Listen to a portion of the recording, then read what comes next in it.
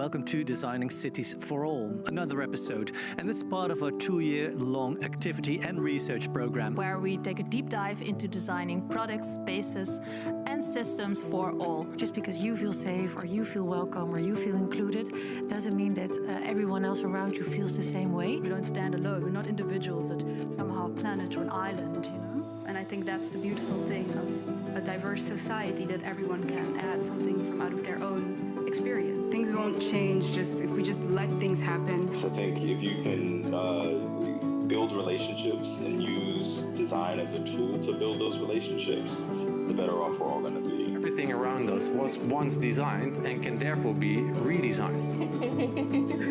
Belonging is a very, very important concept. You can try to take someone's place for a while, but you don't have the lived experience. Let's begin by acknowledging similarity and affinity. Be a person, not your role.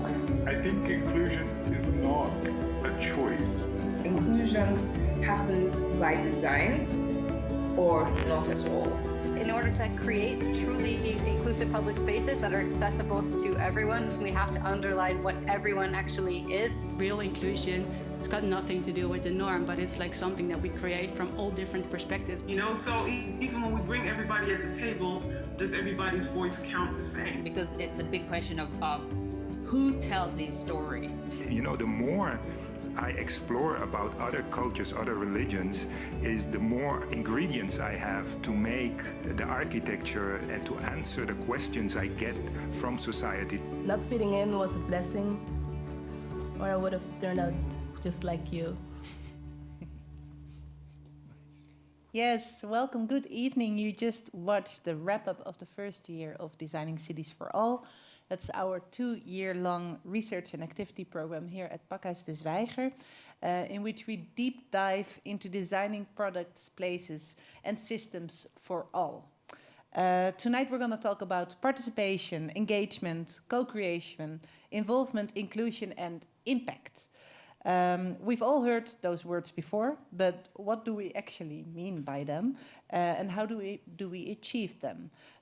So this event is part of a series, a triptych, so 3 episodes. I didn't know this word yet, which is called Together We Design. And in that we explore the intention, the conflicts, and the impact behind participatory design. So this is session number 3. In the first one, we specifically looked at the meaning behind the concept of co-design and who co-designers actually are. Who are we talking about when we talk about co-designers? The second session looked at conflict and existing power relations, how you could change those. And during this third and last session of Together We Design, we will focus on what it means to create impactful design and how we can make that happen. We will reflect on these topics with some wonderful speakers. 2 of them are sitting next to me here in the studio, Henk Ovink and Grisha Sotov. And then through Zoom, Ekim is also joining us and will be introduced to you later. Before we start, a couple of practical things on also how you can participate throughout the evening. So, dear studio audience, I'm very happy that you are here. If you have a question throughout the event, just raise your hand.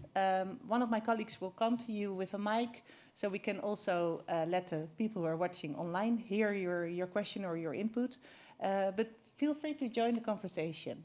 Don't be shy. I will ask you later again as well. And also, dear audience at home, you are also very much encouraged to share your questions or share your input with us. And you can do that by logging in on menti.com. And then you have to insert a specific code, which will also appear in screen every now and then, which is 93662748. Did you remember, Henk? No? And finally, if people want to watch this event with subtitles, please click on the link that's on the program page, because then you are able to see it immediately. Those were all the practical things. Let's now dive into the topic, and let's get back to our guests. Let's get to know them a little bit better. And I'm going to start with the Special Envoy for International Water Affairs for the Kingdom of the Netherlands, Henk Ovink. Henk, so nice that you're here. Yeah, good to be here. Yeah, thank you for having me and in this great conversation, I hope. Yeah. Great, great. So, Henk, this series likes to make things a little bit more personal every now and then as well. So instead of asking you what a special envoy exactly is and does, I'm wondering what is actually your interest, your relationship to water? Why are you working with water? That's a good question. And I could say because I love to swim or sail, which I do, but that is not the reason. Working on cities or an environment, our physical space where we live in, it is apparent that everything you touch and do has to do with water. Often in a make or break situation, with too much, too little, or polluted water, it's undermining our stability, security, biodiversity. With climate change, those risks only increase. But working on water has something interesting because you can't work on water alone, never. Yeah, water has got to do with food and food security, with urbanization, with plants, with fish, with animals, with biodiversity for that matter. So the moment you start to work on water, really like, get your hands wet, you could say. You work with the farmer, with the mayor, with the entrepreneur. If you work on a river, it becomes even more challenging because you have upstream and downstream communities and on one side and the other side. And so working on water demands that you reach out to everyone who has a relationship to that water, and that is in society almost everybody. If you put a stick in the ground, it's about water. If you work on a river or an ocean or rain. So I think the most amazing part on water is that it is dry, it's more demanding a collaborative approach. If you don't do this, it can't go without. It can't go without. So organizing a table when you talk about water, you crowd in almost every voice. Not by itself, but it works that way. And I think next to the issue of water being such a key pillar for anything in society, we see it in the pandemic. What did we all say? Wash your hands. Wash your what? With what? With water. And with 2-3 billion people around the world lack access to that same water, that first line of defense is not there. You immediately see the gap we have in society. But the idea that with water, with access, you have better health, you have opportunities for especially girls, women, children. Yeah. It's connected to everything in life. Ban Ki-moon, former Secretary General, used to say water is life. And that was also, that's him again. No, it's true. In that very small sentence, I experience in the work I do around the world, doesn't matter if I'm in Gaza or Bangladesh or Peru or wherever. And also in a very literal sense. I mean, we exist almost completely out of water. We do, but that doesn't mean that we understand what it means. No. But the moment we lack it, we start to, we want it. The moment, we now have a war situation, and probably we'll have a conversation on that, and it's challenging also global trade and demand. But when we had drought in Russia, we had uprising in Africa. So the combination across borders where there's water too much or too little, or where it's polluted, or where we manage water, you put a dam in it, you immediately have a conversation or a fight. Yeah. So you say water is life. Water is also the access to water is also very unequally. Yeah, totally unequal. It's not. We don't have water for all. No, not at all. Stay in the same line. No. But what we can't go without within the field of water is collaboration and connection. Yeah. With different domains, different countries. And it's also culture. The Euphrates and the Tigris. Water tells a story about our culture, how we exist. In the Netherlands, our delta, Without that delta, no Netherlands. Even the word Netherlands or Holland stem from the issue of water. So water is also a very powerful way to talk, to build a story, a narrative, or it's part of our culture, and that is also you need that too. It's not abstract; it's real. Yeah. You can touch it, you can taste it, you smell it. If it's not okay, so you know what it is. So, and that's also what I like about water. It's not an abstract thing. I mean, of course, we have many books and research on water, but you know, at the same time, it's very cool. There it is. You can drink it. Yeah. And you can taste the difference between Amsterdam water and water somewhere else. Yeah.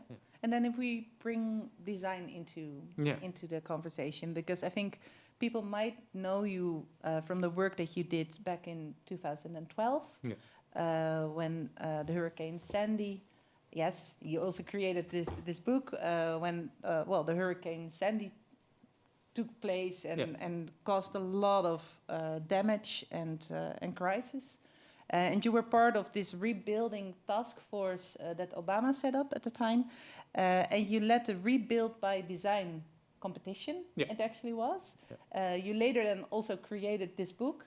And Rebuild by Design, in a way, became sort of the backbone of the work that you do, I think. Can you give us just a basic understanding of what it entails for the people who don't know yet? Yeah, I'll try. So, Hurricane Sandy happened in the New York region. Massive disaster causing over $65 billion of damage.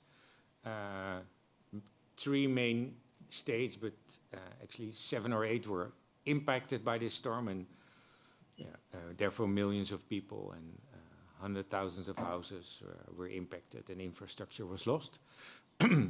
In the time when President Obama was president of the United States, and when he started his presidency in 2009, in his first month, he said, "No Katrina on my watch." That sounds a little bit cryptic, but there was a Hurricane Katrina in 2005. The costliest storm the US ever saw, $150 billion of damage. And the federal government had no clue what to do. And perhaps you remember images of President Bush, I don't know, a week or 10 days after the hurricane hit, only flying over New Orleans, because New Orleans and Louisiana were the places that were hit, because the security level down was so tough, because everything fell apart in New Orleans, because the storm was of course devastating, but the federal government had no clue. And Obama said, "I don't want on my watch a situation where we don't know what to do, under no circumstances." So he asked his Secretary of Homeland Security, Napolitano, and Secretary of Housing and Urban Development, Donovan, who have the biggest responsibility after a disaster, to come up with a new federal response framework, to make sure that after a disaster, National Disaster Federal Response Framework, you know what to do. And FEMA, Federal Emergency Management Agency, is clear, but housing and urban development, housing and urban development at the federal level, they have the biggest chunk of funding of disaster recovery money for the most vulnerable. Because the federal government steps in where states and local governments can't. So when it comes to the most vulnerable, the federal government says this is our responsibility. So post-disaster, disaster recovery funding is theirs. And it immediately made the bridge already to planning and design and urbanization, because an agency that is, by core existence on a comprehensive way of looking at the future is responsible for the biggest chunk of funding when it comes to recovery. It's an interesting beginning. So Sandy happened. Obama was re-elected the week after. He put together his presidential task force, because that was one of the recommendations of this new framework. So he has his task force. For the first time, you could say 23 federal agencies coming together on post-hurricane or disaster response. making life of everybody much more easier, getting a budget of 60 billion from Congress across the aisle. Republicans and Democrats were all hit, and figuring out what to do.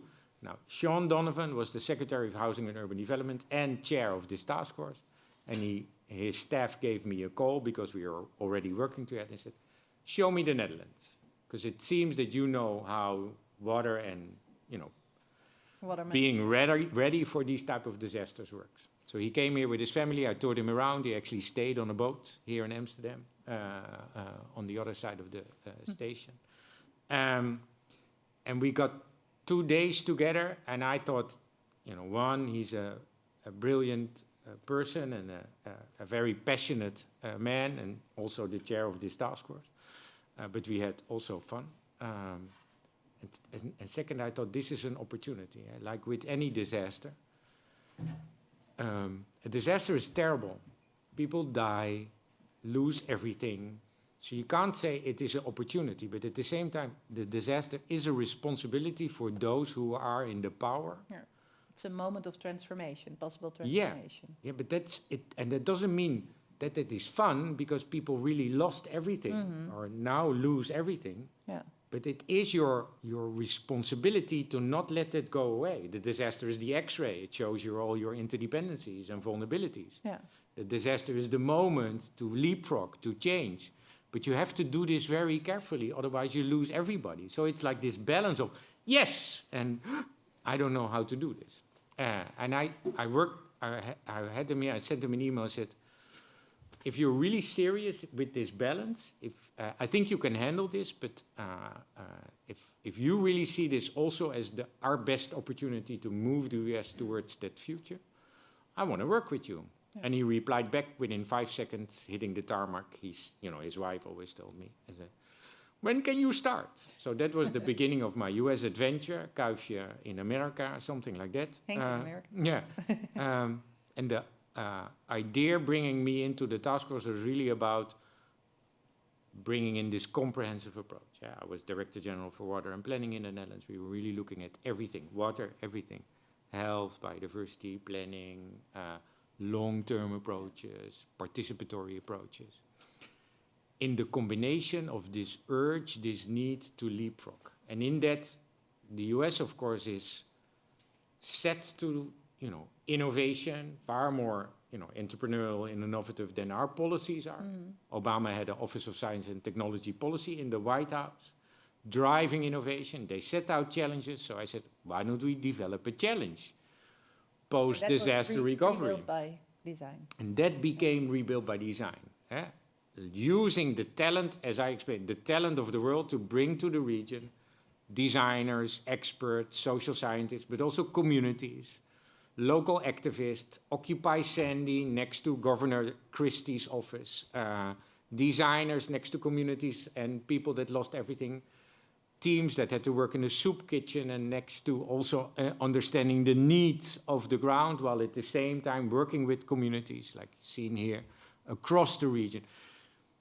We asked for talent of the world and over 140 teams applied. We selected 10 teams with I think around 30 organizations within them, across disciplines, social scientists, community leaders, former politicians, and of course designers, and led them through a process to, one, understand what happened and understand this complexity of the region, its full vulnerability, but also potential to do better. And then, second, work with local communities to identify opportunities and build coalitions. So only then, after understanding and coalitions and building trust and partnership, design. So not design upfront, but design as part of a process of developing that. And Rebuilt by Design was different because investing in that process, next to investing in the teams, took as much money and time and energy. So we gave teams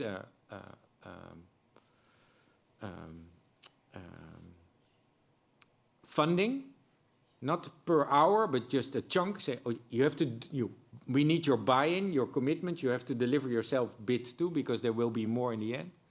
But we also will invest in the communities and in the organizations that can support you. So we set up a whole system of support organizations, a university, community workers, etc. So teams were not on their own. We had 10 teams that we brought together, and they exchanged their data, knowledge, and capacity. They did not need to compete against each other, but against the best standard of rebuilding. Yeah. They were not in the same place, so they had to work together.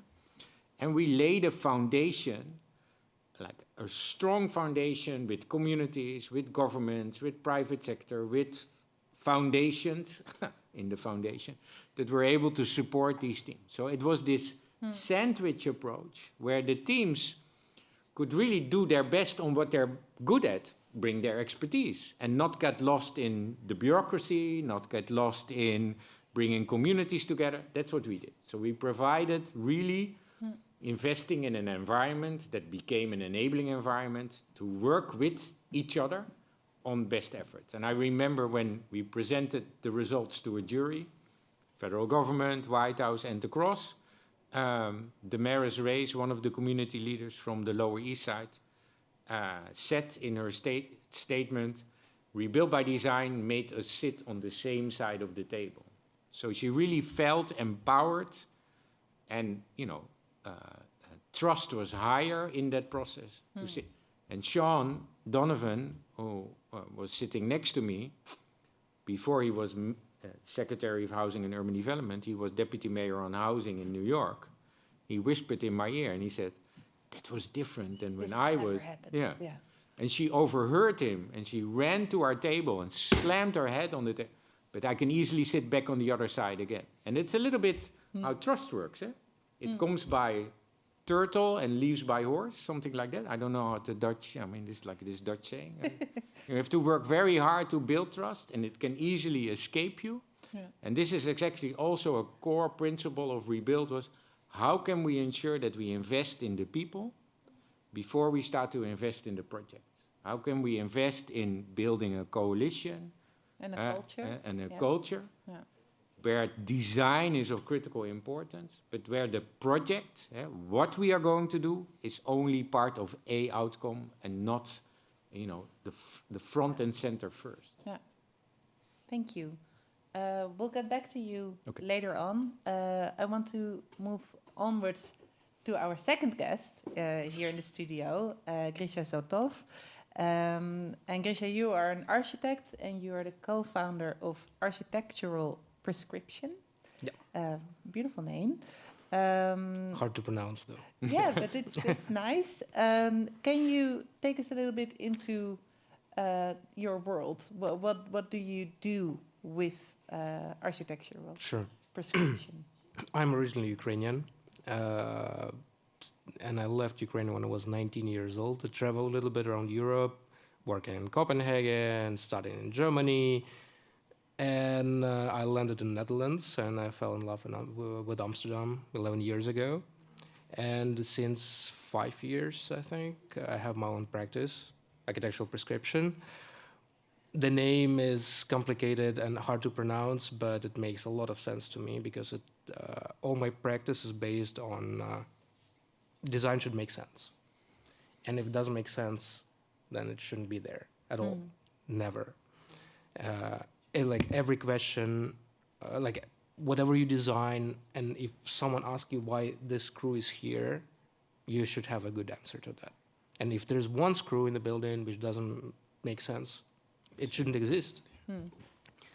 Yeah, and having this scientific approach, doing computation, working with computational tools, helps us move, helped me actually to move from being design architect slowly to urban design and even urban planning in the career, because if you grow in scale, then there are way much more processes happening and it's become less subjective. So there are more layers in the design, and when you put them together, you just have the result. It's actually way much more simple to design cities, at least for me, than to design like a chair or like a glass. because it's so subjective. There are just few rules, and then full freedom, and I have no idea what to do with that. You know, and then when you design a city, you have so much input. You're just overflown with information. Then you need time to sit on it, to understand every little process, and then you get the result. And it's beautiful, and like you have no idea, like, and you're terrified for all the process, and then in the end, just it happens, you know, and in a natural way. Nice. Yeah, that's Nice. why Nice. actual prescriptions. So we give kind of recipes, you know, like at the doctor, which is to try and be as objective as possible. Hey, and you're specifically working on a project called PM Campus. Yeah. And you also brought a video. Would you like to tell us a little bit about it before? Sure. Or shall we watch it? No, what's video best? in the end. Maybe I will start because this Yeah? project was the latest project we did in next to Kiev. We presented the concept 1 week before the war started, which was super unfortunate. But I think this project is representation of the values we carry through the practice. Okay. Let's have a look. Okay, then we start with video. Oh. No, no. Yeah, there was the video, right? Okay, yeah, sorry, I will click back because it was a run slide. Okay, here we go. So this is the project. What we, like working in Ukraine, it's a little bit tricky because there is no big data. You need to collect everything yourself. So we have a team of researchers, and we like when we start the project, we do 3 months research, and only after that we start working, and we study like global trends, local trends, what is campus in Ukraine for this particular company. We talk to the employees, just a bunch of numbers. I show you that this is tiny part of 500 pages book we made of just research. But with campus, you mean a university campus? No, it's IT company campus. So the idea for the client, it's more HR project for them. They want to keep people in Ukraine because a lot of IT specialists, they leave Ukraine for better life, and the biggest problem is traffic in Kiev, which is impossible to just commute in the city. So they found a plot south from Kiev, and the idea was to make this community life in beautiful nature and being a little bit outside of all this traffic. Yeah. So we just do a bunch of studies. What should be there? We actually develop the program for them, which usually client comes to us. Okay, we need 100,000 square meters, and that should be there. They came to us. We need a campus. Okay, let's start from scratch. So we built the program. Yeah, here is the site. It's just on the edge of Kiev, and it's weird. Ukraine is huge. Yeah, I think it's 16 times bigger than Netherlands. Yeah. But in the same time, it's only 2 times the population. And nobody knows why they start making artificial islands in the river. And we got this really Dutch scenario, even though there's so much land in Ukraine. I don't question that. Just because they can, yeah. Yeah, because it's like the best spot possible. So, okay, let's make even more land there. And it's interesting because in 2005, there was nothing. It was a swamp.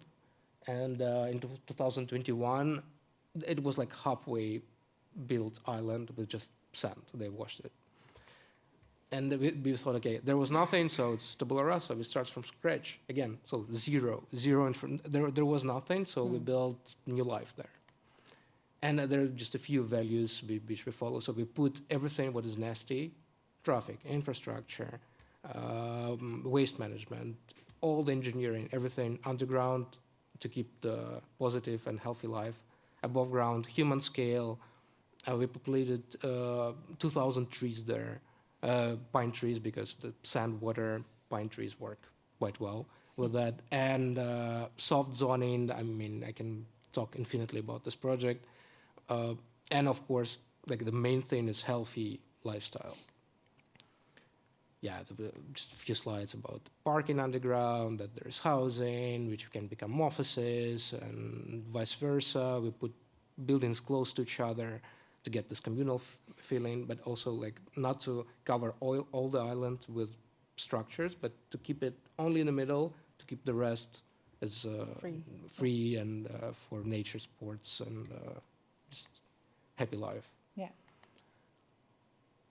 Schools, universities, super circular, sustainable, all those aspects. Look at that. Yeah, the slide is the best part of the project. Yeah, this short video of the project, I will shut up for a second.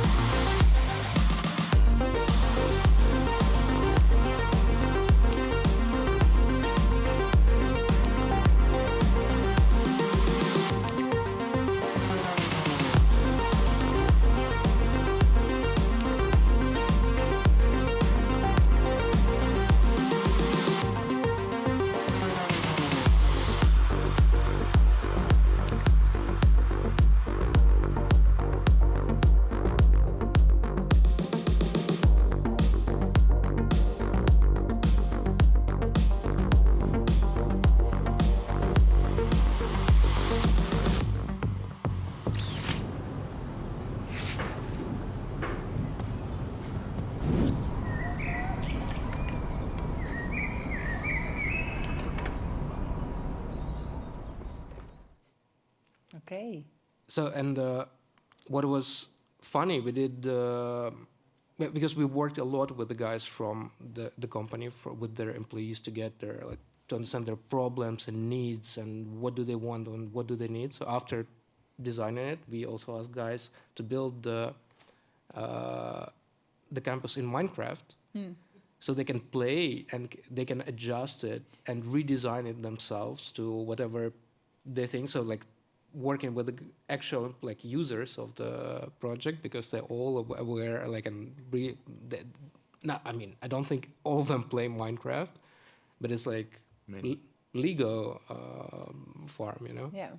So this was the way for us to get back some input from the client. Yeah, that's what we do. Yeah.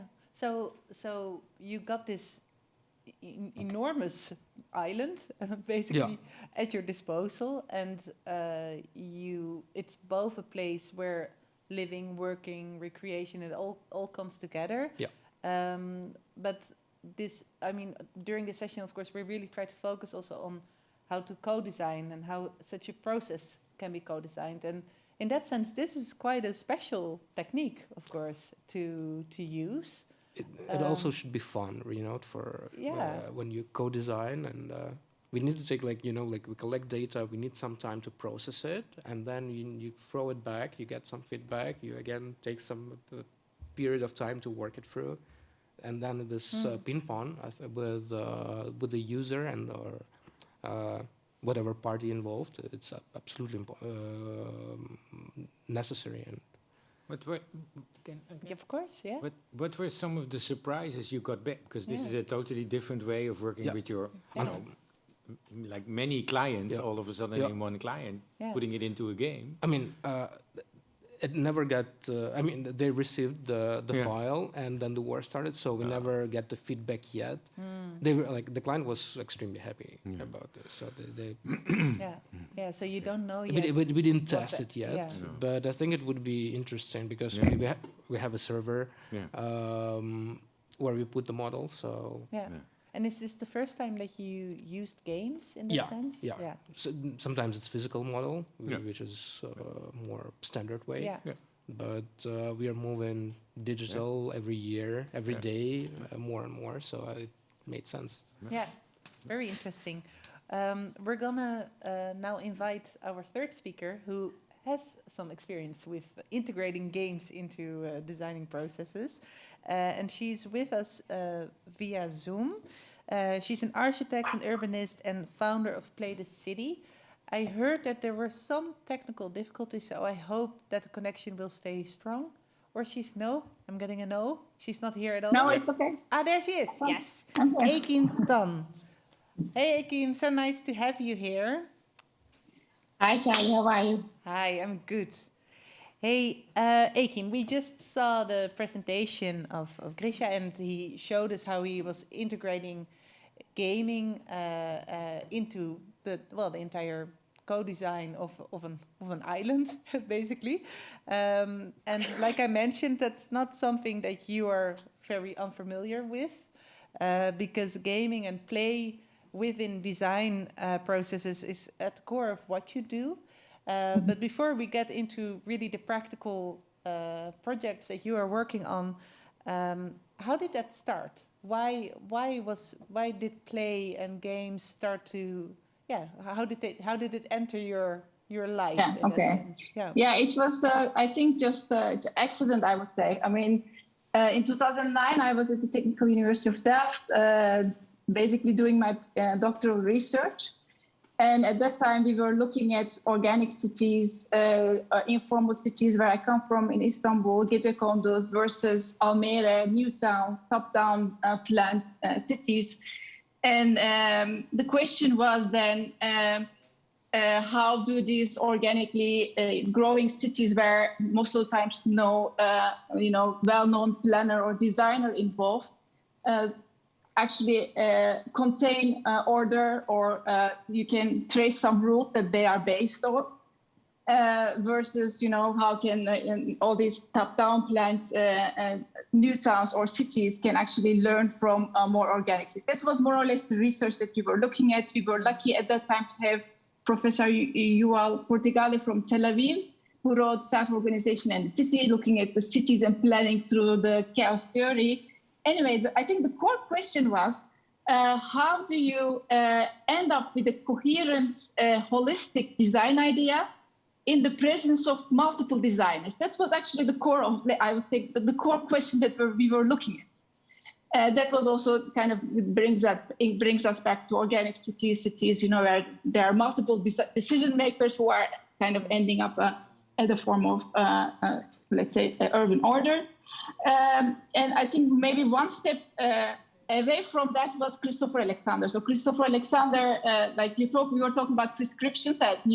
Everybody knows this book on urban patterns. He wrote a book in 1984. It's called A New Theory of Urban Design. I think that's the picture. That's the right picture that you're having. And he never called it a game, but he was using a method where he was with his postgraduate students, kind of, I would say, improvising design sessions. So a designer would come forward, he would propose his idea, others would listen to it, and then they would discuss, they would accept it or they would deny the proposal, and then the next designer would come and make the next proposal with the information that the former designer came with the former proposal, right? So they are basically together. What they're doing is there's not one designer dominating the situation, but there are multiple designers with their ideas. As they discuss and as they come up with ideas, they basically decide what are our common values, how do we, what are we aiming at, what are we collaborating on, and then together forming a, let's say, holistic design. That was the core question that they were asking, and I think this is also where we come from. We started experimenting with the same methods, and then what we started seeing in most of the experiments we were making, that people were also bringing narratives, storytelling, roles together while we were making these simulations. Yeah. And then we were like, okay, well, interesting. It would be something that this idea of play or interaction and then story building could be something. And we ended up looking at Dungeons and Dragons. I don't know anyone in the studio there played the Dungeons and Dragons or this role-playing game. You have different powers, and then together you're building adventures. Huh? That's more or less it. And then I think from there on, we started looking at, what are the things that we can learn from games? I think also in Dutch urban planning, you have, of course, the traditional, scenario building. Like I think that's also not that far from games, like serious games in an ugly way called in the literature. So basically in a game, you can learn a lot. You can die and then you can then start again the game. And then that basically you can make mistakes and learn from it. And then do the next time better. So that gives you this interface where multiple players, stakeholders from their experiences, from their disciplines, also non-experts from their local expertise come around the table. They are not necessarily, let's say, hindered by more like say the terminologies or the jargon, because in the game you can actually also build dynamics. You as a kid you play Monopoly, you don't know what monopolizing or capitalism is, but you actually can use all these dynamics. So we basically started then from there on developing what Christoph Alexander was testing with his students to a much more, let's say, detailed information visualization, data visualization, much more, let's say, elaborated version of what we had taken over from Christopher Alexander's experiment in 1984. Yeah. So nice. And then you co-founded Play the City as the organization, the business that within you are now also active. How do you, maybe you can make it really concrete by giving an example. So how do you implement this way of thinking and working into a concrete project? Yeah, I think I must say in the beginning, we really had to learn also how cities work and also how decision-making works by itself. Because if you're a designer, you're not necessarily trained to understand how political processes, how the representative within the representative democracy, the decisions are made. You just have a nice tool, and you can design together, but then you still have to understand the whole system around it. And I think lately what we came to understand is that it's really important not only the tool that you're using, and probably there are multiple tools that you're using in a process, but you have to understand how the process of decision making works and how your tool gets, let's say, cling on to that, in which moments, with whom, and then how that process ends up in making concrete choices, therefore concrete impact, therefore change in real life.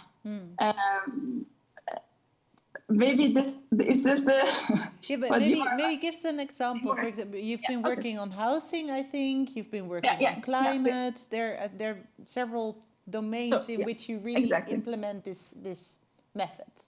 Yeah, let's say, for example, the housing game that we built in 2017. It's you have to imagine it's a tabletop game. It gives you, let's say, Amsterdam's GIS information, where in maybe you can switch a little. Yeah, I think that's it. 2017, when the local alderman came up with the rule of 40-40-20 naming. Namely 40% social, 40% middle segment, and 20% market housing. And then when this policy just introduced, it was introduced 2017 of June, the question was, how will the market parties respond to that? And everybody was wondering, will they take it serious? What will happen? And the game basically tries to simulate the reality of the city at that time, looking at the segments of housing in various neighborhoods, the contracts that are being already made and at that moment, and then visualize them, bring the housing providers, housing corporations, the regulators around the table, and see how this policy in which parts of the city would be realistic to implement. So this is more or less, so do you see, you have basically selected data sets visualized around the table, you have the stakeholders, that are relevant to that. In this case, for example, there are no citizens. They are mostly market and public parties around the table, and they are discussing, okay, we have a new rule now introduced in the city. What does that mean?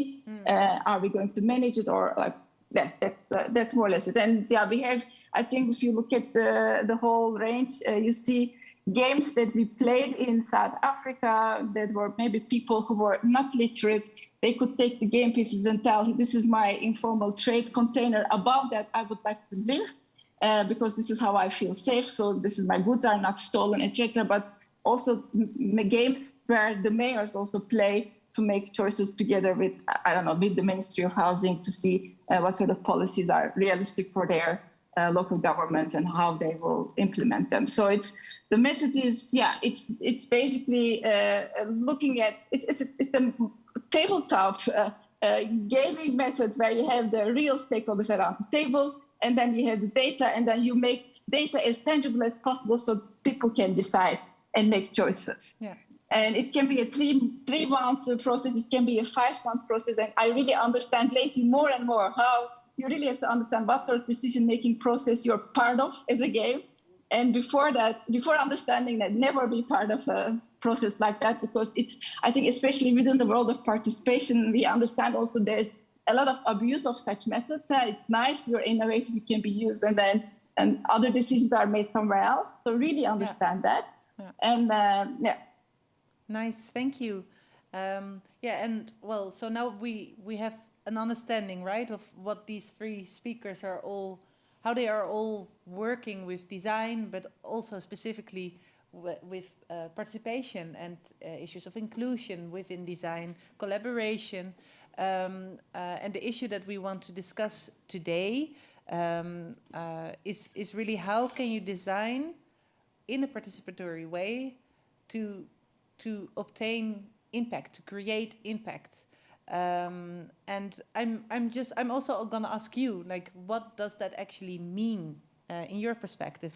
When can you state that a specific design is impactful?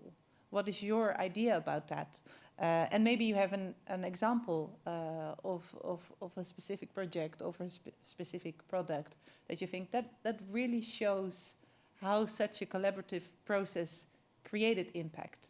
So if you want, also the people at home, but also the people here in the room, if you think of something you want to share it, feel free, and we would love to hear from you. So I'm just going to have a quick look into the dark, see if I see someone. No? Yes? Yeah? I see one. So my colleague will come to you with a mic. That will be turned on right now. Yes. Well, my thoughts are a bit chaotic for a mic, but I will try to bring it together. Participation is an interesting matter, right? And the question of inclusion is even more delicate within that, I think. Like, I have worked a bit in participatory design myself, and I've been thinking about it in the past year. And one of the questions that I always try to tackle is this issue of inclusion. And like, you might put a caravan in the park, but then you will have a certain group of people approaching you because that will be something familiar or curious for them, and they will feel the empowerment maybe of approaching something strange and unknown for a certain group of people. And then you will do a town hall meeting or you will do a neighborhood meeting, and those who come will be the ones who have the time to come on Saturday morning, and then those who are usually marginalized and whose voices are not accounted for will be usually left out in quite some participatory tools and like events. I think in the project that you showed us after the Hurricane Sandy, it was interesting. I think at the moment of disaster, maybe there is more unity because there is like everything is a bit like of a tabula rasa, and then the whole community gets engaged. But if you're trying to improve what already exists and is already kind of good, but you want to take it to the next level, it becomes really hard especially within the formal settings, to have proper inclusion that is representative of all the different groups that live within a neighborhood or a city. And I mean, participation is already quite a difficult, challenging process, right? You have to integrate so many different views, and it's very time-consuming, which means like budgets, economy, people's time, and etc. So, like, I understand that there are many layers, but I would just probably put a general thought and question out there, like, how did you, in your maybe different projects, tackle that or face with that, and what has been your thoughts? It's just so maybe Henk, maybe it's interesting to start with you with this part of the question that relates to okay, you work in crisis situations, but what can we take from your method that could also work in situations that don't come from crisis but that do need transformation or change? Yeah, and thanks for your question, because it is not easy. And part of me think that is perfect, because developing the things that matter are never easy. It doesn't come easy. And also in a post-conflict or crisis situation, when things really fall apart, the level of inequality and inequity is only worse, you could say. So it's even harder that the haves that are often not hit as hard as the have-nots. If we take climate, climate change hits the most vulnerable first, foremost, hardest, and they have the hardest time to get back on their feet. Even in a context where you could say a city like New York or Mumbai, that difference is still there. In New York, the illegal immigrants that were in basements and in garages were not accounted for because they were illegal immigrants, and they lost everything. They had no insurance. So I think it is inclusion and the willingness to have an inclusive, participatory process asks everything. There is no rule, there is no blueprint. You have to adjust it every day. And I remember post Hurricane Sandy, working in the region, the team we brought together was already representing so many different experiences and voices that in themselves they were hard to manage. So that gave me kind of a comfort in a way.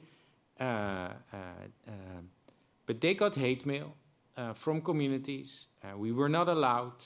And sometimes it took a week. Sometimes it took 3 months to ensure that the sliver of connection turned into a little thread, and that little thread became like a conversation, and that conversation. So there's a level of stubbornness, willingness, but also flexibility to continue to reach out to everyone over and over and over again, and it costs time, but what you gain is everything. And we know, and easy said, not hard, not easy done. We know from our economists' reviews that the more you spend upfront, the more opportunities will emerge, and the higher the impact of these opportunities. But we don't. We want fast results, short-term gains that are profitable. And those three parts, fast, short-term, profitable, are in the way of any sustainable development goal or any, let alone a true inclusive approach. So if we are able to tackle that, then a lot can work. I brought the idea of bringing a lot of people together to Asia, to 3 cities in Asia, Chennai in India, Khulna in Bangladesh, and Semarang in Indonesia, where the diversity of voices and the power structures are even harder to overcome. And I'm pretty sure we were not able to be 100% inclusive. And we did everything we could, trying to ban out corruption, reaching out to kids, their communities, working on the streets with the women of the most marginalized communities. But still, I'm pretty sure in the work we're still doing, figuring out how this works is crazily impossible. Yeah. So I don't have the answer, because I believe actually there is no answer, but we have to try it every day over and over again, because and it can have this trickle-down effect. If you have one, you might have the other. And maybe, Henk, because one of the very concrete elements that you mentioned in your story earlier, and now briefly touched upon as well, is don't only take time, but also really invest, put I think an equal amount of investment in this first phase of setting the ground, creating a culture, setting up coalitions between all those different stakeholders, instead of this focus on the design of the process. Yeah, right? I think it's so often forgotten, and it's harder to get funding for. Yeah. I mean, it's easier to get $1 billion for a project, being it stupid or not, than $1 million for investing in such a process. Yeah. And this is the constant battle that we have to, have to take on. If that investing in people always comes first. Yeah, nice. Eh? I sound like a politician when I say I'm not. You can't vote for me. But it feels a little bit like, it feels very cheap. But I mean it. I was in Dakar in Senegal for the World with this conversation, and I said, and it was trying to get this understanding in the minds of the people who have and spent the money. Yeah. To really bring them on board that we have to do this differently. When we're working on, this is the program, Water as Leverage, really using water as a way to speed up climate action and sustainable development. We brought in, again, at the community level, everybody, empowering everybody, a lot of capacity, but also international financiers like the World Bank and others. And fast forward after, there's a lot to talk about, but I wanted to do this example. A year after the first presentation, the World Bank said, it was very complex. I say, we're pretty sure we can't do this ourselves, but we have this program in Vietnam that won't work without this approach. But it doesn't fit with, what we did there, it just doesn't fit within our system. Can we do like a partnership where you glue your process to so we don't all of a sudden have to revolutionize our whole World Bank, which is going to take like forever. Forever, if ever. But we want to do this. Can we see it as a one by one? In the pandemic, of course, this is totally impossible because everybody had to be in quarantine and stuff like that. So, but this is still this is an interesting. We had like a provocation of the system. World Bank acknowledging we can't do this, but we want it. How can we take a first step in doing it differently? I thought those are promising steps. Yeah.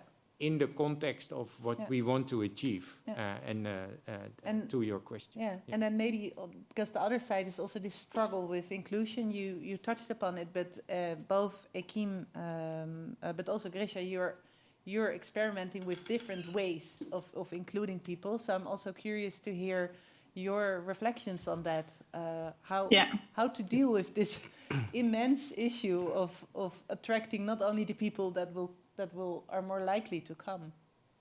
Yeah, I think Henk explained it. I think there's not one single answer to that, and probably we just have to accept that it is difficult, and we have to keep on working. And I think the participation processes that we are involved in Amsterdam, for example, the positive ones that I have concluded from is that the ones that are basically investing more and not investing in one method only, but investing in multiple methods, trying to see how do you reach different fractions of the society in different times, in different, how do you approach the young people? Maybe in Rijkersbos example, for example, before we entered the city, the food club was there just to talk with young people about what they think about their neighborhood. And there is, there's this whole range of participation methods. There's not only one answer to that. I think then the right combination of it can have actually really positive results. But then you really have to know which particular method reaches which group when. What are the outcomes of that process? How does that fit to the next one or to the other ones that will be? You really are composing those methods, I think, and see which groups are you reaching with them, and then how are they connecting to each other towards the results you're aiming at. Yeah. Grisha, would you like to add? Yeah, sure. I think most important is time somehow, because you need time to bring different groups of people to have this. Because like first, what on my experience, if you propose something new, first reaction is negative. And then you need like a lot of sessions to prove your point, to get feedback, to adjust it, to like kind of sculpt it, to shape it to something like bolder concept. I think is beautiful when we'll build it when everyone is happy. And we work with the Municipality of Amsterdam for quite a while, for I think it's 4 years now, on the Schinkelkwartier. It's southwest of Amsterdam.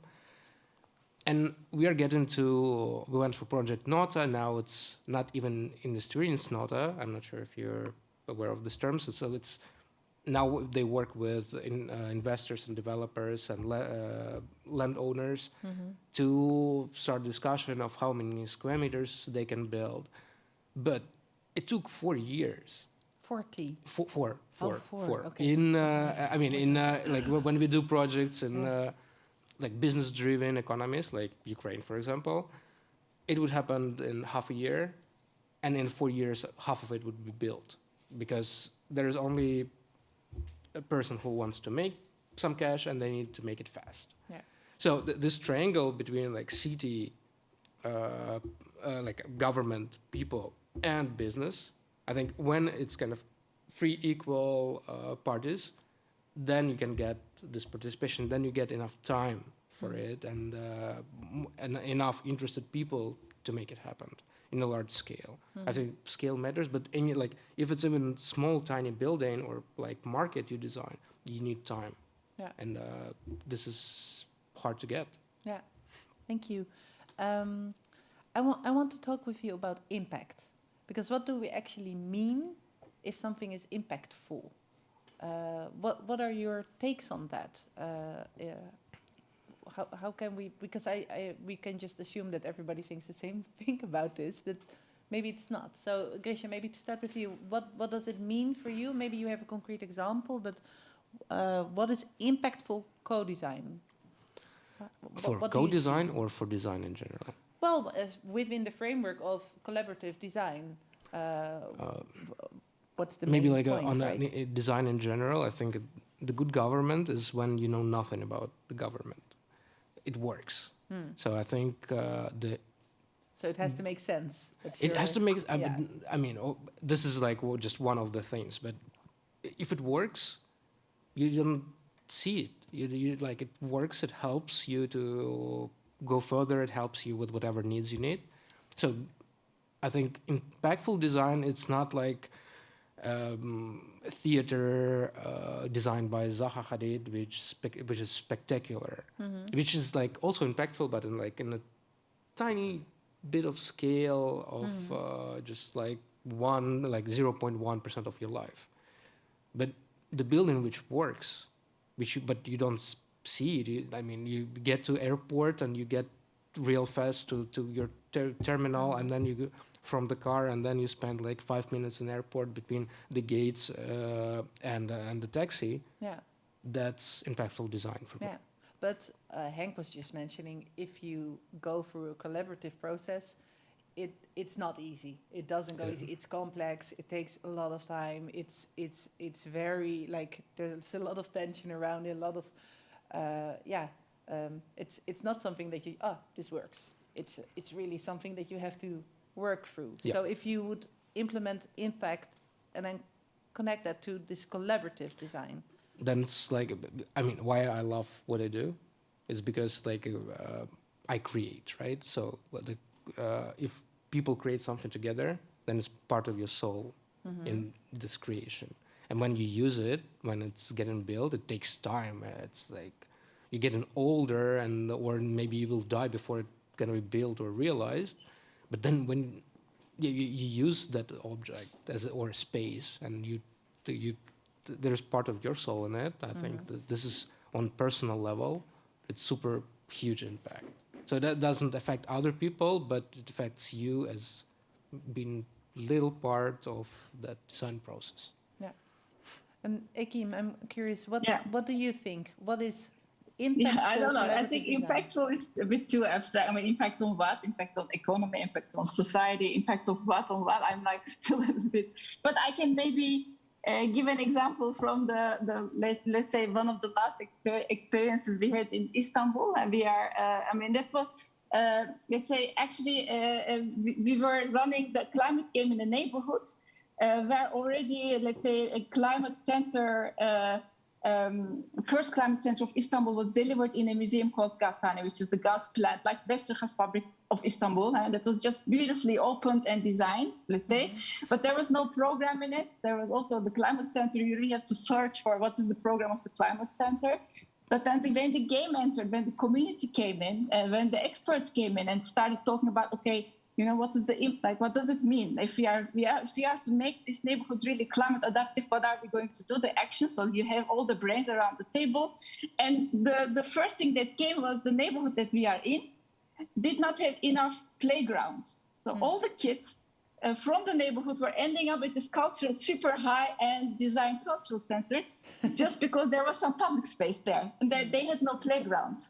And they had this new user group, which they didn't expect, like they were all like the hipsters would come, and I don't know, international visitors would come and visit this campus. It's the new Nemo-like museum is in it. Everything is nicely designed and finished, but the kids are using with their skates and they're all over the place. So they were like, okay, maybe we should then take this, as an input. Maybe design is never finished.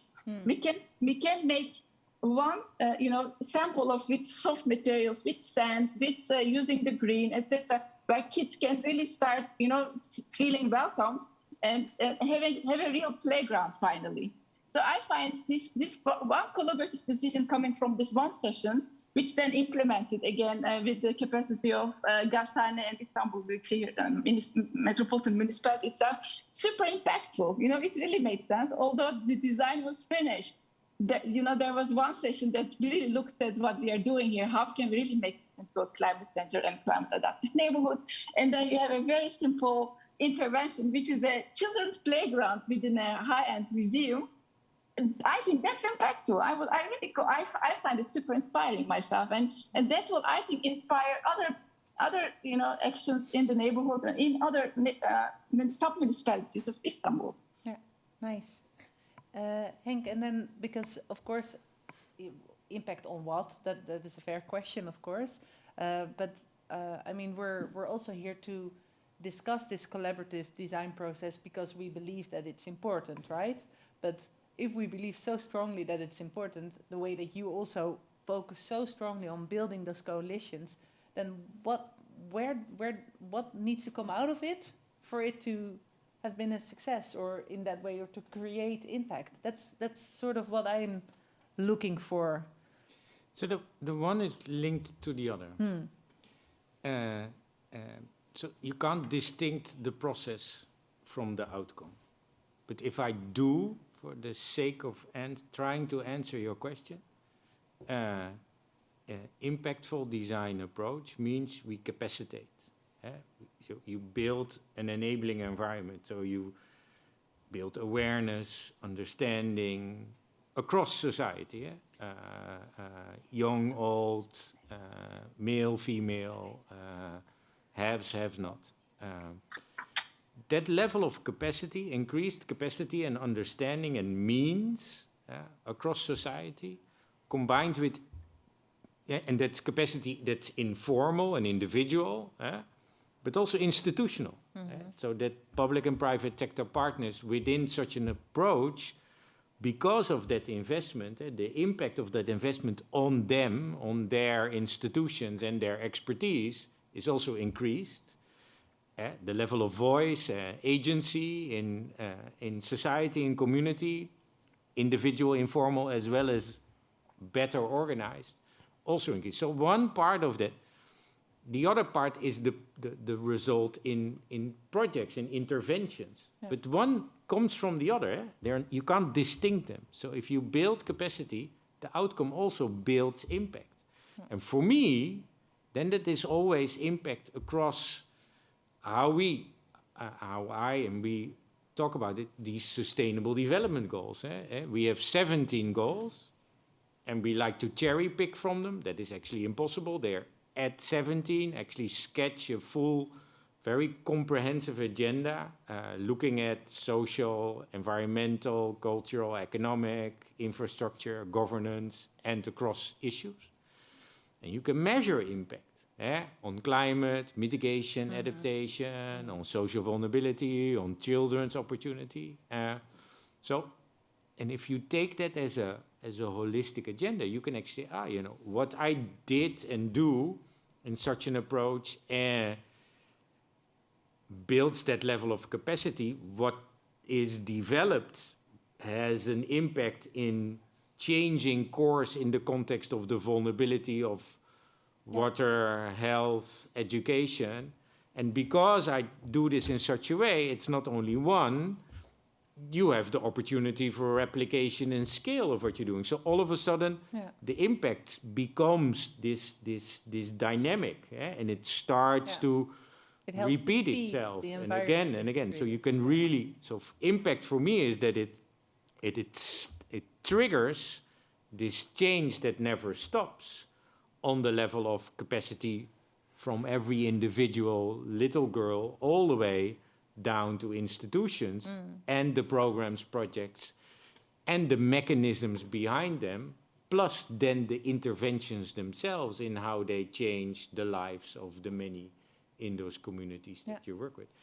And that sounds very big, but it can also be a small project. Yeah. It can be a playground. We built a playground in Chennai as the first of many, but that playground is already touching upon like 12 of the SDGs, and empowered the whole community and the school and the investors and the religious community say, we want to do it again. Yeah. So it doesn't mean that you have to build a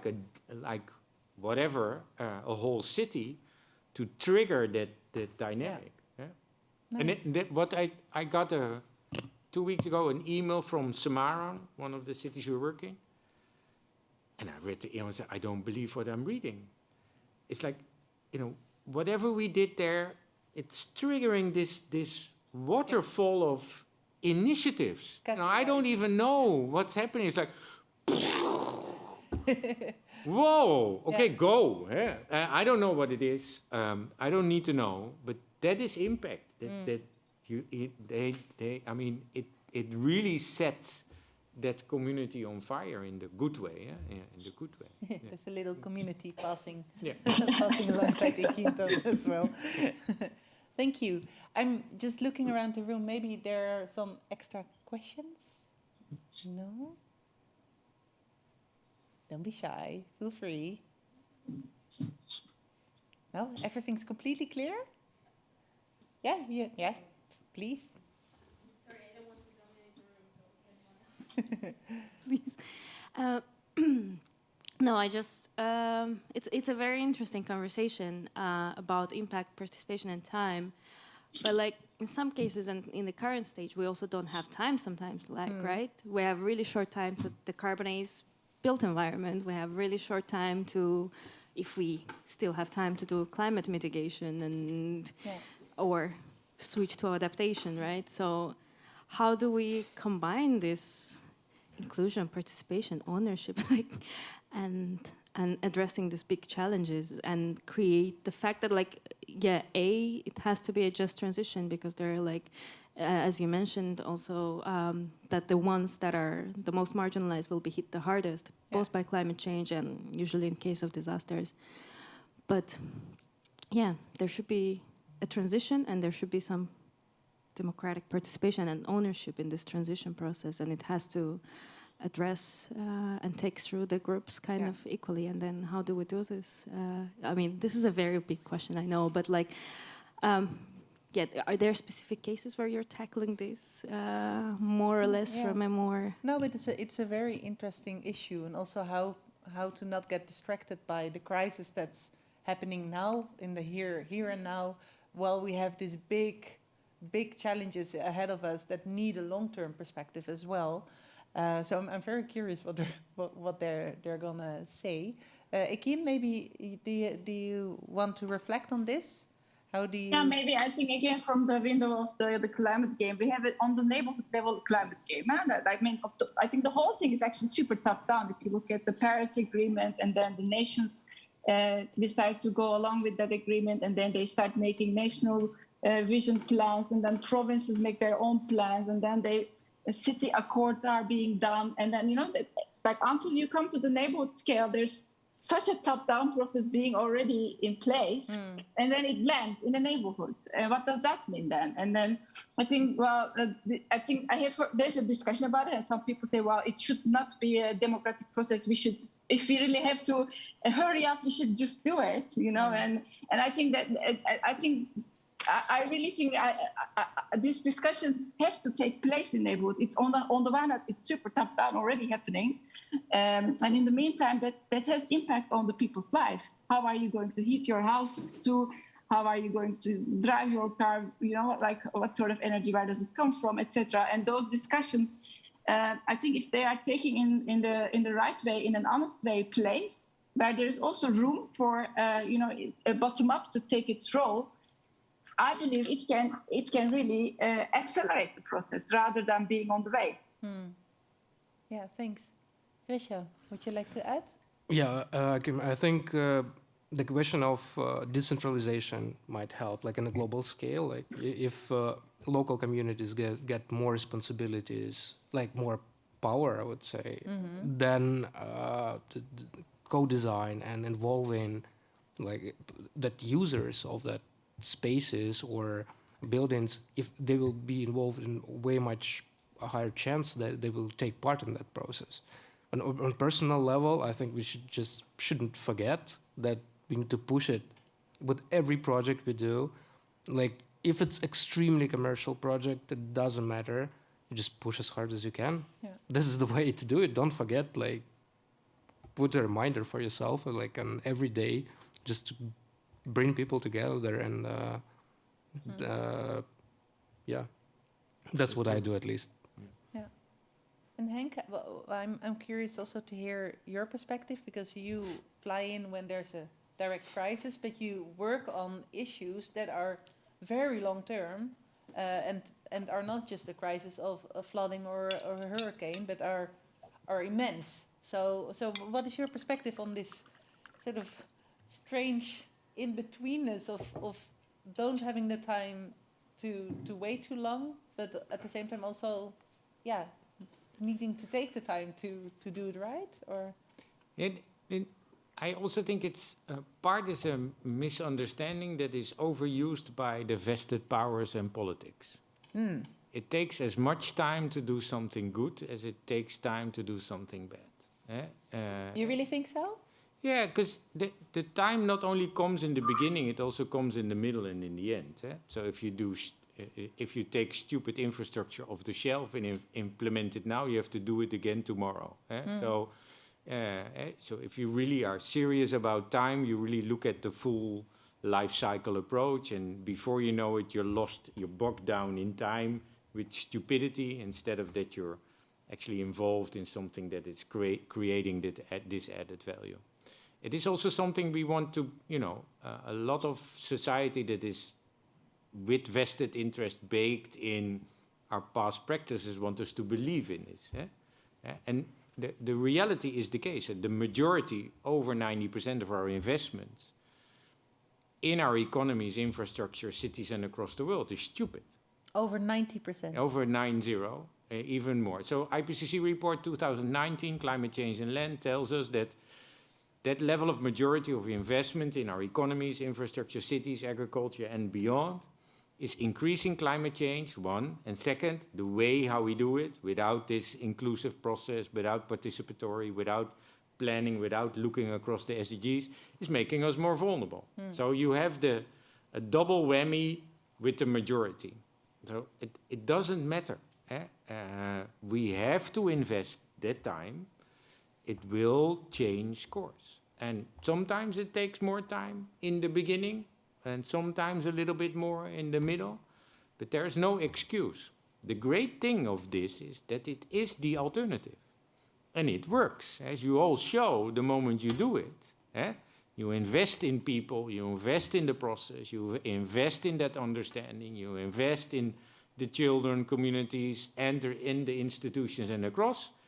It starts something that is only the beginning. If you invest in stupidity, it's where it stops. So I understand where the question comes from, but in reality, it is not an excuse. But it is being used as an excuse often by the vested powers, not by the ones who are actually willing to spend their time and energy on something that is totally uncertain, creative, and, innovative. Often there's not a lack of guts to start to invest in that time, not knowing where it will end. It often, if you look into where comes the complaint of time, comes from the ones that have something to lose, that come from the past. Yeah. So I think it's something we create. And second to that, we're very good in presenting methodologies that can help us speed up.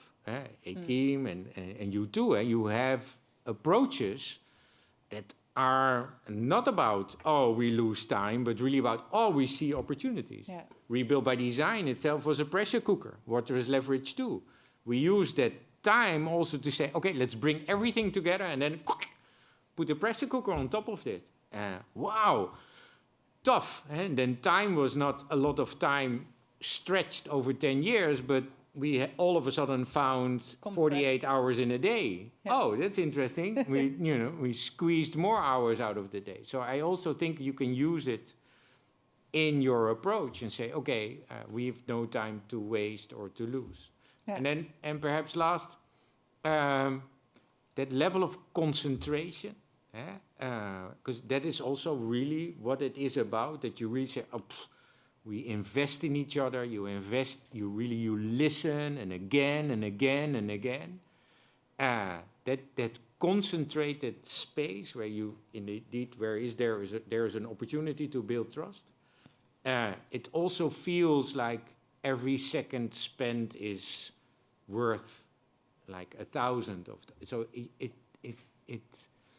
I don't know how to explain this. It feels like it thick. It gives you time back. You are a day together, and all of a sudden you think that was a week.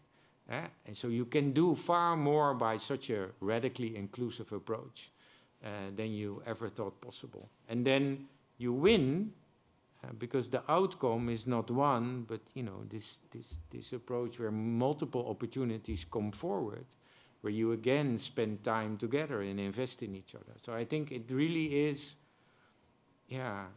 Instead of a dead-end road, a fountain or something, I don't know a good metaphor, but something that really starts, ignites something across. Yeah. But I understand, and it is also something you have to fight against. Yeah. Definitely also in policy, in politics and society. People will say, it's too complex. Touching upon everything, including we don't have time. We change the process, we can't change the process. It doesn't fit within the rules. It doesn't fit. So all those negatives, if you focus on them and you have to unpack them, that takes time.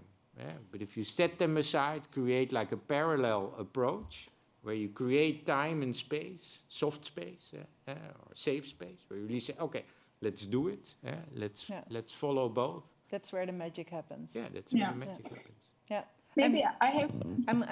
Maybe Ekim, the maybe last I have addition. something to add. I think what I also face a lot in our process is that, like, when you talk about this kind of participation or co-design processes, it's very, very quickly ends up in, okay, that means that we have to give up from our expertise or something. It's really kind of translates to that mode, or like as if we involve more people, then we will lose expertise. And I think there's no. I think that misunderstanding has to really stop. I mean, it doesn't mean that we have to forget about our expertise. If you involve more people, experts also get more information about the local experts or things. They just do their work better. And it does not mean that as an expert, if you join a participatory process with non-experts, you forget what you already know or something. It's really, I really see the reaction from the experts like as if they have the allergy to participation processes, and if they're part of it, they lose what they know win. or something. They only gain. They only gain. Exactly. And also research shows this too. Indigenous knowledge, local knowledge. Only adds. It only adds. It only adds. And the moment you combine it, then you really make progress.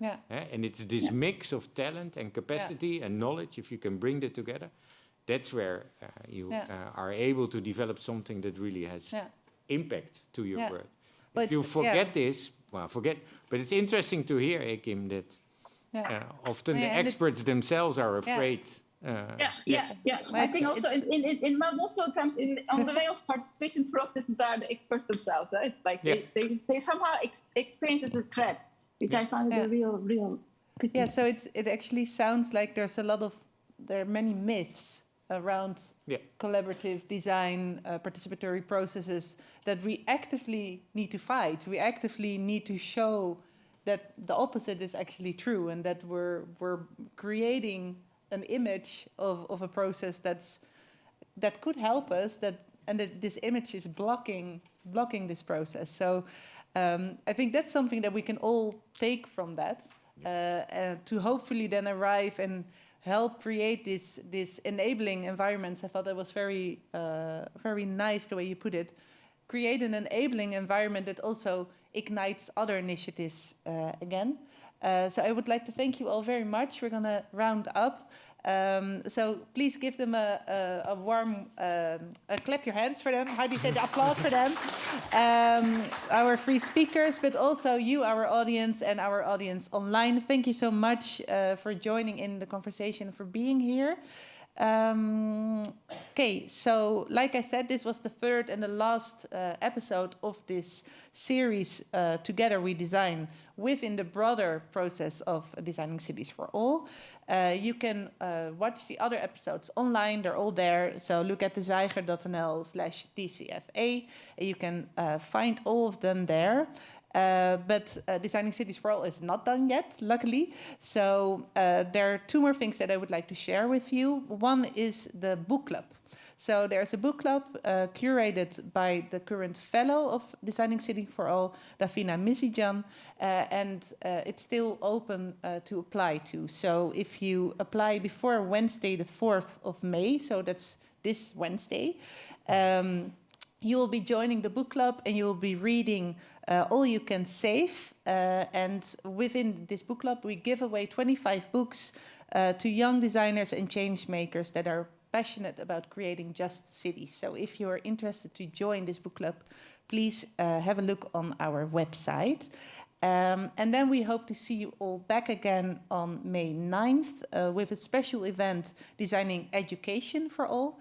And we have a couple of fantastic speakers with us then, Mieke Lopez-Cardoso, Vasilis van Gemert, Roberto Rocco, Mari Fujiwara, and Haris Arnautovic. So please check it out, and we really hope to see you there again. Finally, you can make a donation to Pakhuis de Zwijger if you enjoyed this event, or you can become a friend of Pakhuis de Zwijger for €15 a year, and that enables us to continue doing the work that we are doing here. So thank you all very much and have a great evening.